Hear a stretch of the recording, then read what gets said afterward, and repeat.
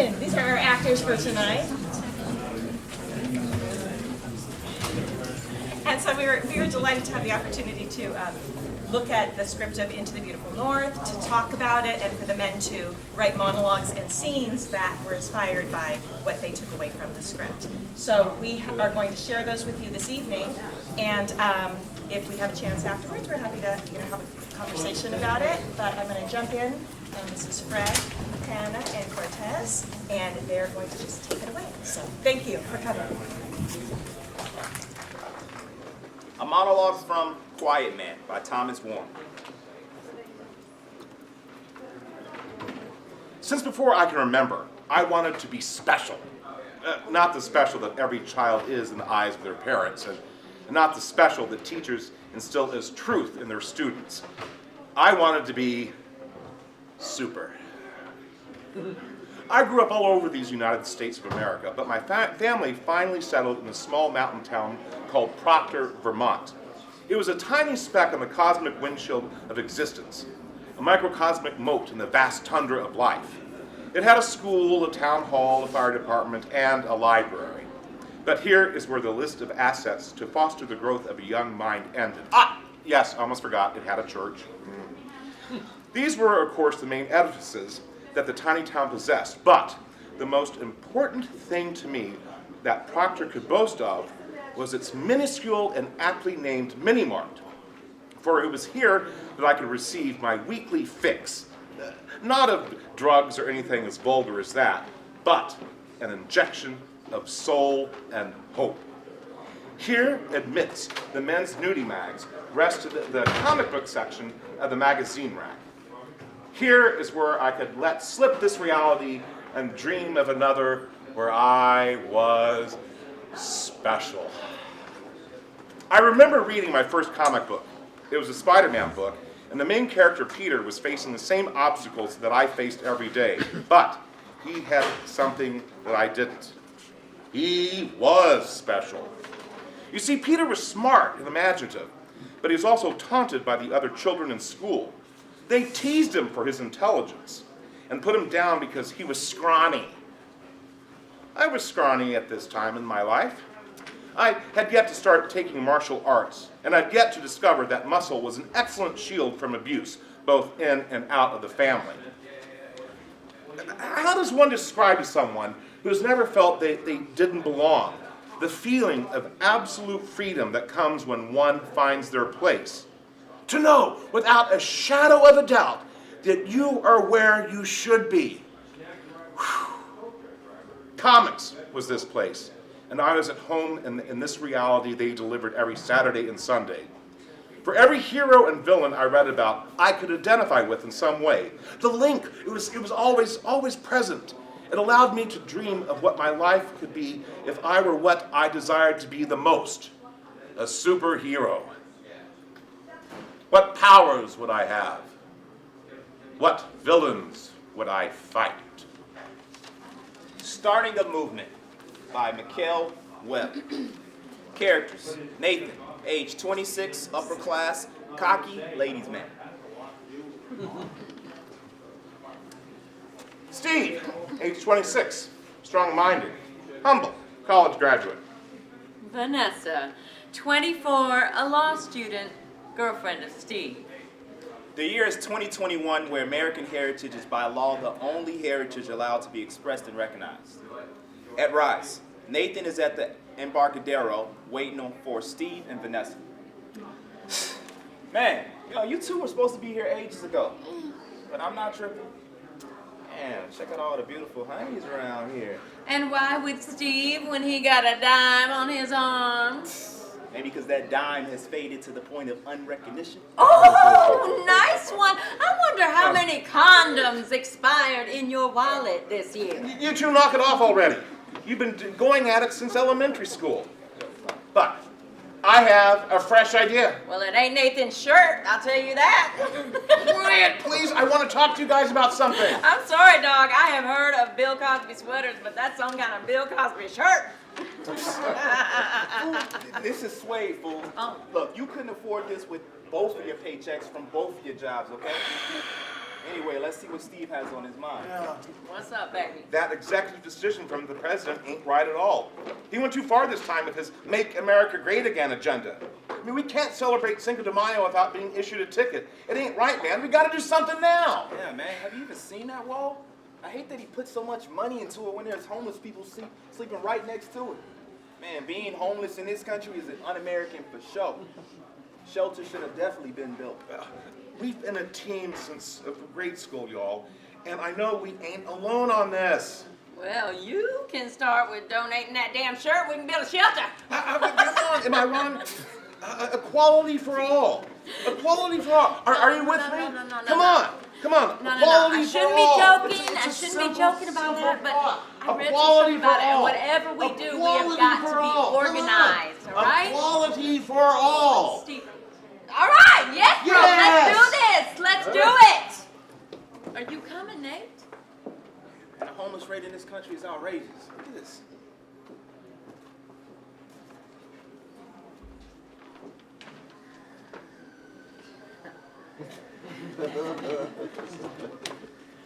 Let's do it. An Allegorical Crusade by Brian C. Lopez. 12 large steps lead up to a grand marble mausoleum, fronted by columns and exquisitely carved bronze doors. Elegant statues of angels bowing prayerfully, hands upon the pommels of great swords flank a bronze brazier, in which a brightly glowing fire leaps and dances. In the distance is a grand castle high on a hill, displaying banners and flags. Its sounds of laughter and music break the silent darkness of the mausoleum. A low mist obscures visibility. Treya, in his 40s, a severe, grizzled warrior and champion of a noble realm, enters, a cloaked, hooded figure, armed and armored for battle. Hear now, lost king, who died no noble death, who has paid the ultimate price so that others may yet live. I have come. By this, your final resting place, I invoke you, my lord. Hear my words.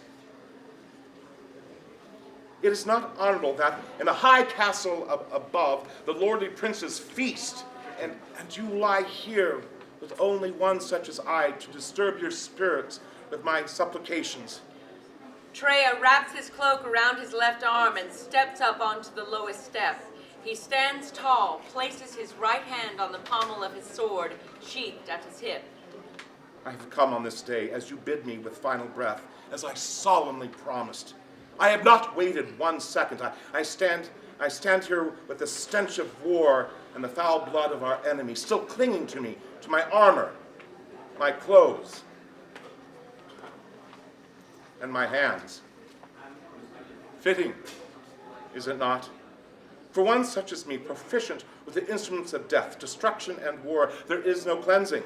All the water in the world could not wash the blood from my hands. I mean, what good are my tears? My weeping does not undo what has been done to the innocent. I would plunge these hands into the blazing fires to cleanse them once and for all. But in the fog of war, I did find some comfort. The destruction of your enemies. O great King, has given me purpose to my tortured heart to bring down the principalities of darkness, the kingdom of corruption. I stood face to face with each of their champions and we battled. I still see my own blood flowing onto the thirsting ground, falling as red rain comes to nourish a deadly harvest. Slay them I did,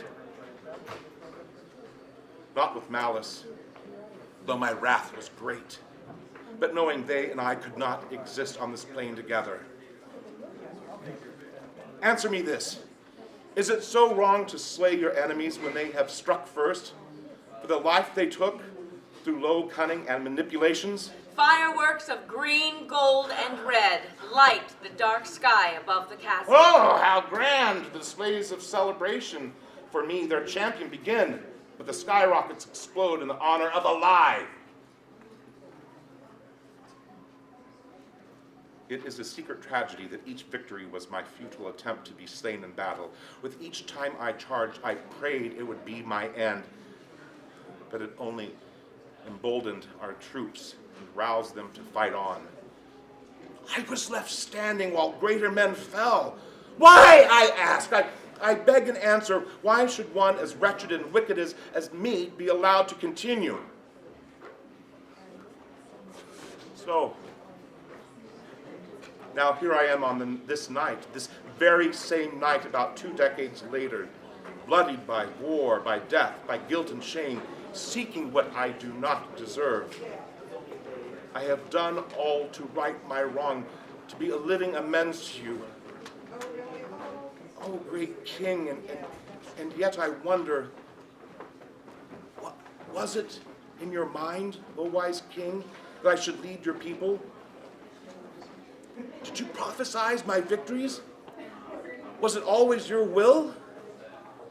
I walked the path you laid before me. Your final words whispered to me, I have held sacred. I followed them on the commitment I made, so that I may ask my final question.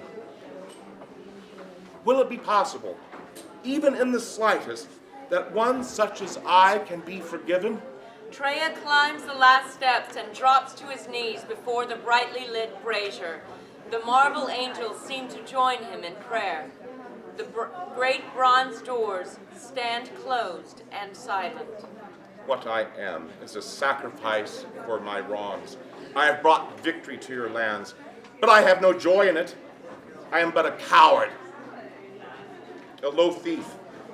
For your life I stole, noble one. You paid for my sins as I took life from you. Your final words haunt me. You, who so graciously forgave as you bled and died by my stained hands. That is why I fight the enemy I once served. I gave in to their lies and their deceits, and for it you paid the price. But still, your words I hear. I forgive you because you don't understand what you do.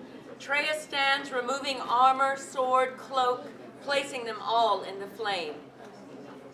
So, now, my Savior, what I value more than cheers, more than wealth, than all the admiration of deeds done to honor you, I treasure above all this the forgiveness you gave so freely as a gift. I will never be able to earn. Only accept. A great gong sounds from deep within the crypt. The bronze doors creak open silently. Slowly, from within emanates a brilliant white light. Treya holds up his hands, covering his eyes, and sees that they are clean. He looks down to see his clothing is as white as snow. He looks into the tomb as the light no longer hurts his eyes, and sees the room is empty.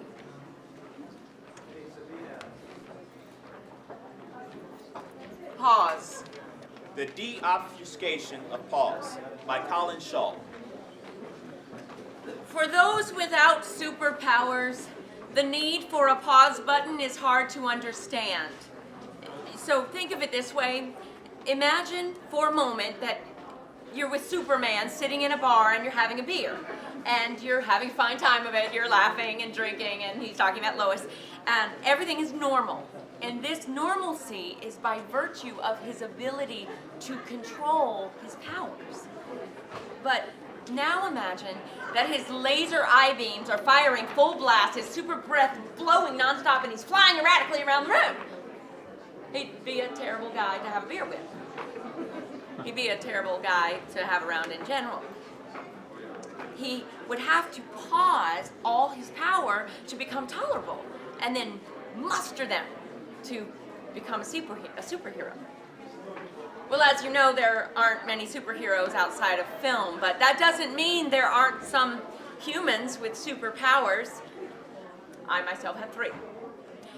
They may not be as cool and sexy as, like, X-ray vision or eye lasers or whatever, but when you think about it, those aren't really that cool and sexy anyway. But Superpowers are superpowers, and they are like bad teeth. You have to learn to just live with them. So, prepare to be impressed. I have super awkwardness. What is that? You say it is it? Well, that is the super ability to be awkward in any situation, anytime, for no apparent reason. Like, it may not sound impressive, but I will tell you it has never failed to astound and amaze me. And if you don't think it's a superpower, you go ahead and try it. You feel awkward? No? Okay. Okay, so I'll admit that as superpowers go, it doesn't really stack up to super strength or super flying, but I have 2 more superpowers, and the next one is better. Super insecurity. Yeah. With this power, I never feel safe or certain. It's an edge like no other. You know, no one can compete with my super insecurity. No. Because all the success and admiration and reinforcement in the world couldn't convince me I've done well enough. So I was going to start a school of super insecurity. Every company in the world wants someone like me, and there isn't a woman who wouldn't want her husband, you know, to learn stuff from.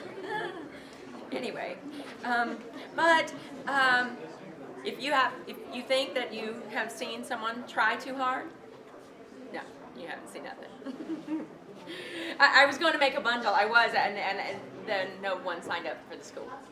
So I had DVD sets made and sold them on QVC, but I only sold one. But that guy just got elected president. Anyway, my last and perhaps best superpower is super memory. I have a super memory that can recall any situation or experience down to the most minute details, even the subtle sensory experiences such as what I was smelling, the time of day, every detail. It's amazing. Unfortunately, it only works with memories of the embarrassing, regretful, and humiliating variety. But once I can fine-tune that power, I will really be a superhero. And until then, I need to pause.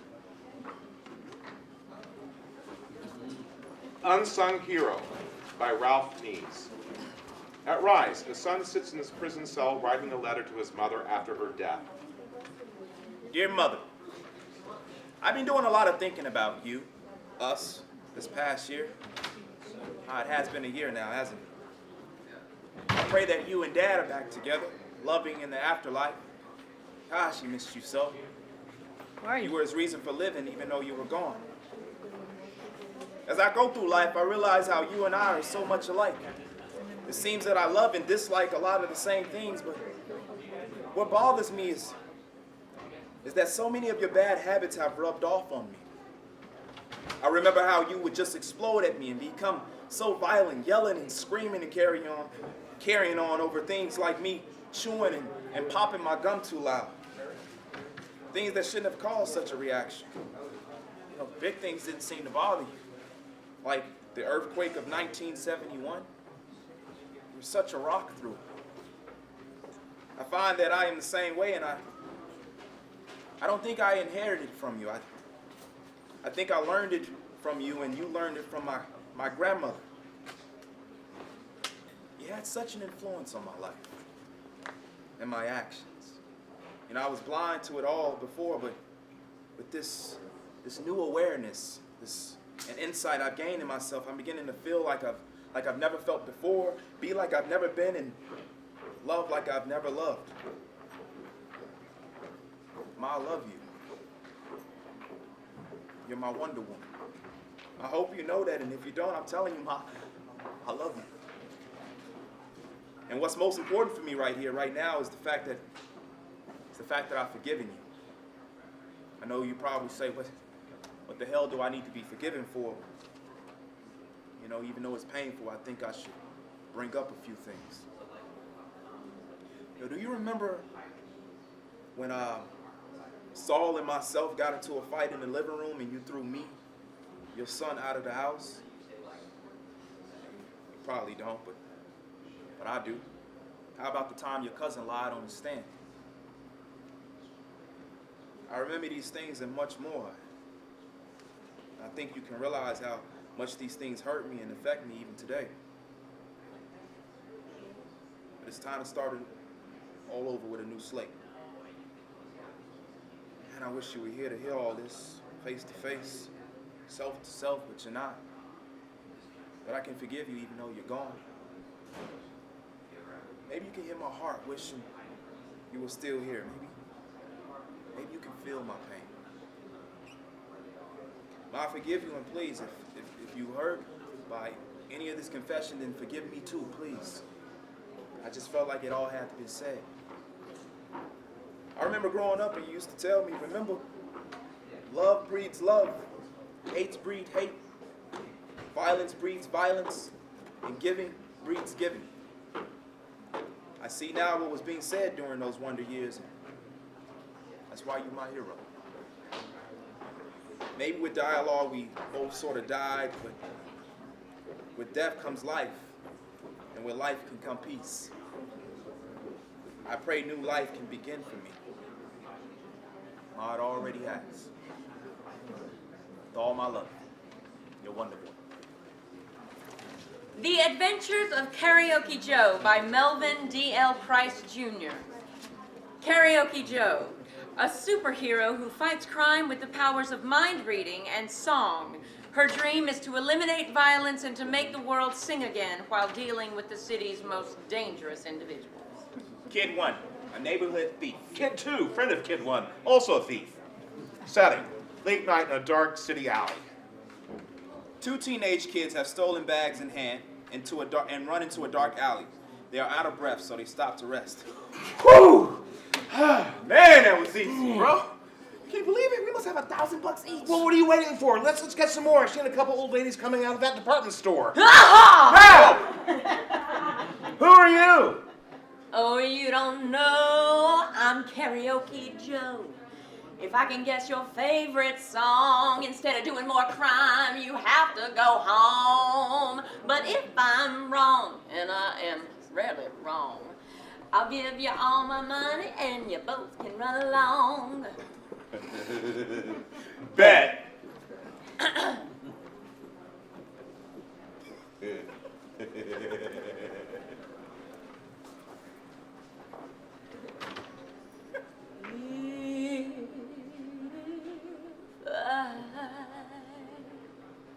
Should stay, I'd only be the way. Bro, your favorite song is Whitney Houston? No. How do you get at me like that? You know I'm going through my thug phase right now. Yeah. And I will always love you. I will always love you. What? My mom dedicated that song to me the first time she got deployed with the Navy. Hey, it's cool, dude. If that's your jam, that's your jam. But you know me, man. I don't be getting down to no Whitney Houston, thug music, straight gangster. Okay? This is ridiculous, man. Oh, say, can you see by the dawn's early light what time we had at the twilight's last gleam? What, man? What? Hey, dude, you can't join me for that, man. That's not being soft. That's the national anthem, and I'm from Texas, man. What do you expect? Every week, my dad would take us to the Spurs game. We would always stand and put our hands over our hearts and sing that song. But ever since he had to go to the Army, we don't go to games anymore or sing together. Yeah, I hear you. I wonder what my mom is doing right now. I wonder what my dad's doing too. I should call him. Yeah. See you later, dude. I'm gonna go call my mom. Yeah, I'm gonna call my dad too. Yeah, I'll see you later. Yeah. Thanks, Karaoke Joe. That's what I do, baby. Whatever you do, wherever you go, you better look out for Karaoke Joe. I can read your mind and I know all your songs. Your crime spree will be end soon, because I am never wrong. Karaoke Joe does a kick and a spin like Michael Jackson and disappears into a cloud of smoke. That's what I do, baby. The end.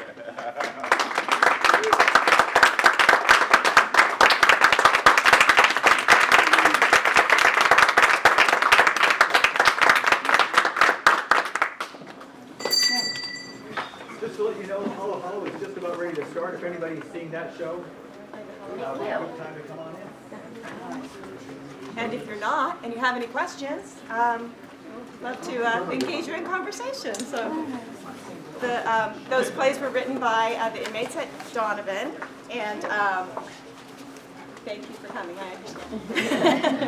Thank you. And we've been working with them to write plays, and we focus on looking at characters who are overcoming obstacles in their lives and focusing on the universal wants that we all can relate to, things that we all aspire to and hope to accomplish, so we build community.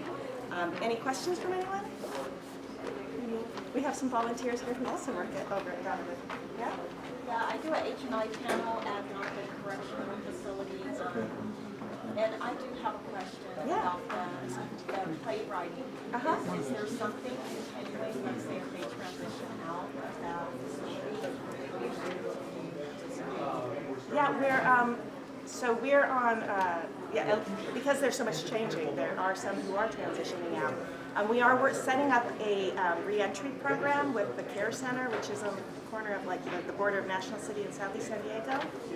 So I'd love to give you more information about that if you might be interested. Yeah, thank you. Yeah, did you have a question? Yeah, I was curious as to, compared to the non-theatrically inclined prisoners, how does this aid in their recovery, rehabilitation, or all that?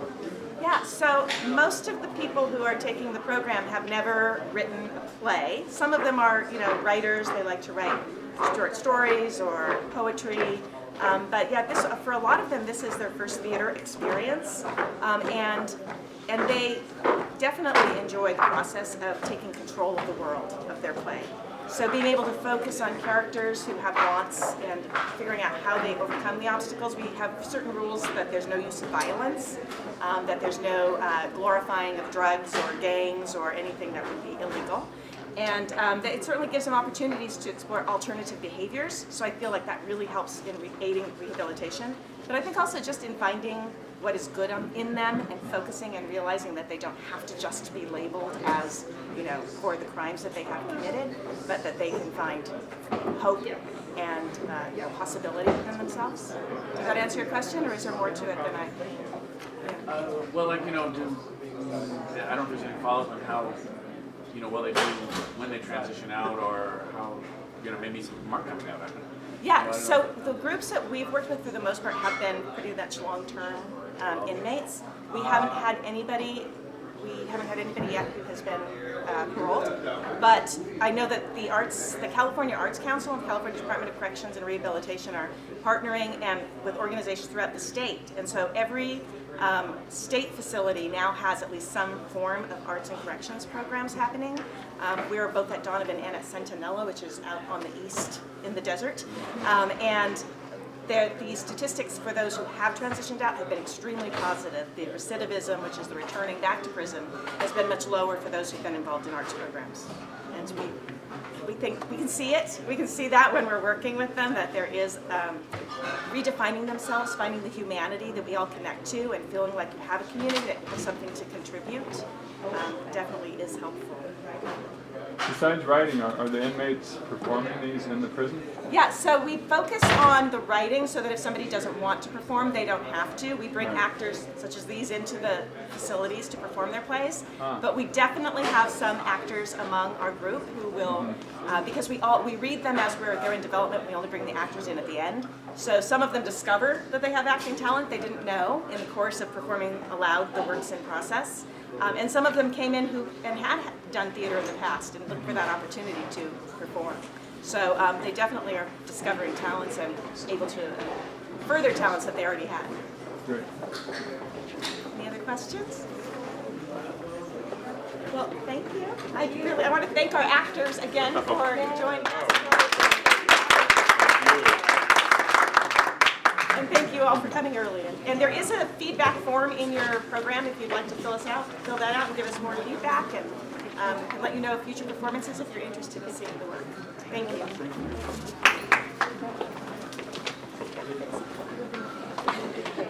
you.